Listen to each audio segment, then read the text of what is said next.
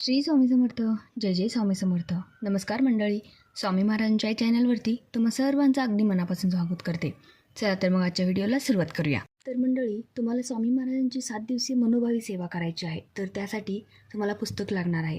जर का तुमच्याकडे श्री गुरुचरित्राचे पुस्तक नसेल तर विचार करू नका, घाबरू नका. आपल्याला ॲमेझॉनवरती श्री गुरुचरित्राचे पुस्तक भेटतो, आपण मागवू शकतो. मी त्या पुस्तकाची लिंक डिस्क्रिप्शन बॉक्समध्ये दिली आहे. तर मंडळी, श्री गुरुचरित्र वाचन करायला सुद्धा पुण्य लागते. म्हणजेच गुरुचरित्र आपण वाचायला सुरू करावे म्हणले तर कोणत्या ना कोणत्या अडचणीने आपण सुरू करायलाच होत नाही. तर त्या अडचणींना मात करून आपण कठोर मनाने आपण आपल्या श्री गुरुचरित्राचे पठण करायला चालू करावे. चला तर मग पुढच्या व्हिडिओला सुरुवात करूया. श्री गुरुचरित्र आणि श्री गुरु लीलामृत हे दोन्ही ग्रंथ दत्त संप्रदायात पूर्वार्ध आणि उत्तरार्ध म्हणून गणले जातात. त्यांचे पारायणी उपासना म्हणून केले जाते.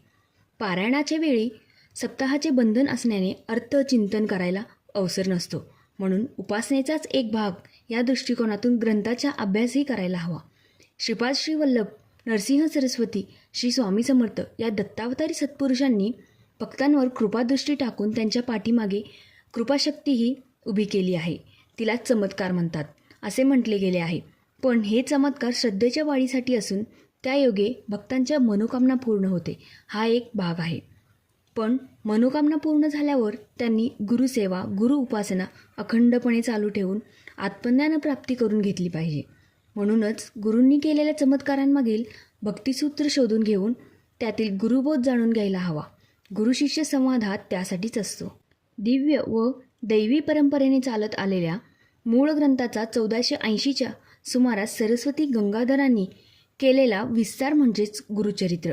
हा ग्रंथ महाराष्ट्रात लोकप्रिय असून दत्त संप्रदायिकांनी त्याला वेदाची मान्यता दिलेली आहे. वारकऱ्यांना ज्ञानेश्वरी व दासबोधप्रिय, नाथपंथीयांना जसा नवनाथ भक्तिसारप्रिय, तसा दत्तभक्तांना गुरुचरित्र हा ग्रंथ पारायणासाठी अतीव प्रिय आहे. त्याला श्रीगुरूंनी भक्तकाम कल्पद्रुम असा वर देऊन ठेवलेला आहे.